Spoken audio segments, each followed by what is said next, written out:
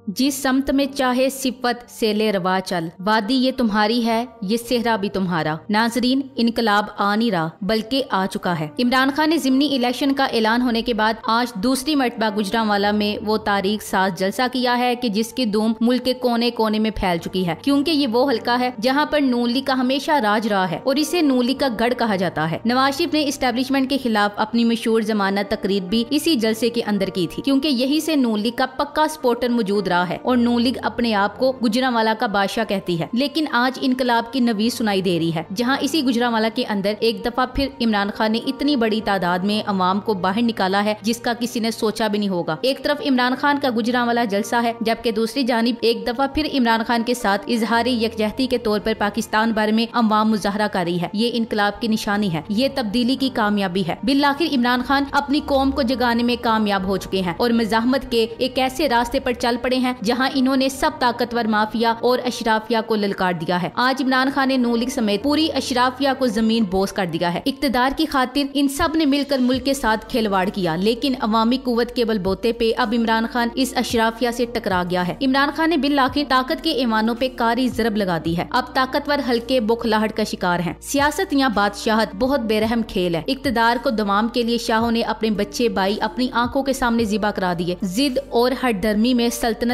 गवा दी, लेकिन इक्तदार और ताकत की हवस ने इनकी आंखों पे बंदी पट्टी ना उतरने दी। मुस्लिम सल्तनतों की हमेशा से यही बदकिस्मती रही है कि मुसलमान हुक्मरान हमेशा इक्तदार के गुलाम रहे हैं। हमेशा यही समझ बैठे हैं कि इक्तदार इनकी बांदी है, जितना भी जुल्म कर लें फिर भी हुक्मरानी इन्हीं की रहेगी। लेकिन हाथ से रेत फिसलने का पता नहीं चलता। कुछ अर्सा पहले तक तो ये फार्मूला काबिले अमल था, लेकिन इमरान खान के आने के बाद ये फार्मूला अब काबिले अमल नहीं रहा। ये सच है कि 9 और 10 अप्रैल की शब सब पे बहुत भारी पड़ी है। तब से अब तक सब अपनी साख और खाल बचाने में लगे हैं। जितना हालात को संभालने की कोशिश करते हैं, हालात दिन ब दिन उतने ही संगीन होते चले जा रहे हैं। 5 माह गुजर गए, हुकूमत की सारी तवज्जो सिर्फ इस बात पे रही कि इमरान खान को काबू कैसे किया जाए। सारी एनर्जी इसी स्ट्रगल में कंज्यूम हो रही है। हर मीटिंग, हर इजलास, हर साजिश का पहला एजेंडा ही यही होता है कि इमरान खान नामी इफरीत से कैसे जान छुड़ाई जाए। सभी परेशान है, आपस में लड़ते भी हैं कि क्या पड़ी थी जो इस चलते कुएं में कूदे। बड़े बहूजी रोज छोटे बहू को फटकार सुनाते हैं कि तुझे किसने कहा था कि रेंगते सांप को गले में डालो। पहले जरदारी साहब बहुत खुश थे, लेकिन अब वो भी परेशान नजर आते हैं, क्योंकि इमरान खान की तोपों का रुख अब जरदारी साहब और सिंध की तरफ भी है। सिंध हाथ से जाता दिखाई दे रहा है। शहबाज शरीफ साहब को कोबरा का मजा आ गया है, इसलिए अब वो बहूजी को भी खातर में नहीं ला रहे, बल्कि बड़े बहूजी की वापसी में रुकावटें डाल रहे हैं। जरदारी साहब भी बहूजी की वापसी के शदीद मुखालिफ हैं। जैसे जैसे वक्त गुजरा है, हुकूमत के पास ऑप्शन महदूद होते जा रहे हैं। अजीब खिचड़ी पक रही है, कोई किसी के साथ मुखलिस नहीं। तमाम रियासती हुकूमती स्टेक होल्डर्स दिखने में एक नजर आते हैं, लेकिन अंदर से बड़े फासले हैं। जरदारी नून लीग का दुश्मन है, नून लीग जरदारी की दुश्मन है, मौलाना सबका दुश्मन है और सबका निशाना इमरान खान है। बड़ा बेरहम खेल चल रहा है, लेकिन तमाम दुश्मनों के बावजूद सबका मुश्तरका एजेंडा एक ही है कि किसी तरह इमरान खान को इलिमिनेट किया जाए, जो नामुमकिन नजर आता है। हर हरबा आजमा लिया, डराया, धमकाया, कत्ल की धमकियां दी, दहशतगर्दी में फंसाया, लेकिन वो बाज नहीं आया। गिरफ्तार करने की कोशिश की, लेकिन अवाम सामने आ गई। जब तमाम हरबे नाकाम हो गए तो अब अदालतों का सहारा लेने की कोशिश की जा रही है कि किसी तरह टेक्निकल नाकआउट कर दिया जाए। लेकिन अगर ऐसा करने में कामयाब हो भी गए तो इसका कोई खातिर खा फायदा नहीं होगा, वो चंद माह बाद दोबारा आ जाएगा। मैंने कहा था कि अब रोज बरोज लड़ाई में शिद्दत आएगी, सारे किरदार खुलकर सामने आएंगे। खेल पहले भी खेले जाते थे, लेकिन विक्टिम बहुत कमजोर होते थे, करप्ट होते थे, दौलत छिन जाने का डर होता, इसलिए सब खामोशी से चले जाते। लेकिन इस बार विक्टिम बहुत जिद्दी निकला। 2 बजे तक बैठा रहा कि देखूं तो सही सब किस हद तक जाते हैं। 12 बजे घर गया और सुकून से सो गया। तीसरे दिन ही कमर कसी और अपना मुकदमा लेकर अवामी अदालत में चला गया। अवाम ने इंसाफ किया और अवामी अदालत 130वें नंबर की बजाय पहले नंबर पर रही। लेकिन 80% रेशो के बावजूद अवाम की नहीं सुनी जा रही। लावा पकड़ा है, अवामी गमो गुस्सा शदीद हो रहा है। बजाय इसके कि रियासत अवामी जज्बात का एहतराम करे, जमहूरी रवैयात की पासदारी करे, उल्टा अवामी गैज़ो गज़ब में इजाफा कर रही है। इमरान खान के गिर्द घेरा तंग किया जा रहा है, शिकंजा कसा जा रहा है। हुकूमत दिन ब दिन इमरान खान के खिलाफ कार्रवाइयों में शिद्दत ला रही है, लेकिन डरती भी है कि अगर हाथ गलत पड़ गया तो लेने के देने पड़ जाएंगे। इमरान खान शदीद गुस्से में है, अपना सब कुछ दाव पे लगा चुका है। खौफो दहशत की दुनिया से आजाद हर तकलीफ झेलने का इरादा कर चुका है, हत्ता के जान देने का इरादा भी कर चुका है। आज गुजरांवाला जलसे में इसके लहजे की तलखी नुमाया नजर आई और वो एक स्टेप आगे जा चुका है। अब पीडीएम के पास आखिरी ऑप्शन है कि इमरान खान को या तो फिजिकली इलिमिनेट कर दिया जाए और या बलोचिस्तान की कोहलो जेल में बंद करके इबरत का निशान बना दिया जाए। लेकिन ऐसा करेगा कौन? सिर्फ नवाज शरीफ ऐसा सफाक दिल रखने वाला है, लेकिन इन्हें आने नहीं दिया जा रहा। जरदारी सिर्फ नाम के बहादुर हैं। अगर बहादुर होते तो नवाज शरीफ ने इनके साथ जो किया था वो पाकिस्तान की बदतरीन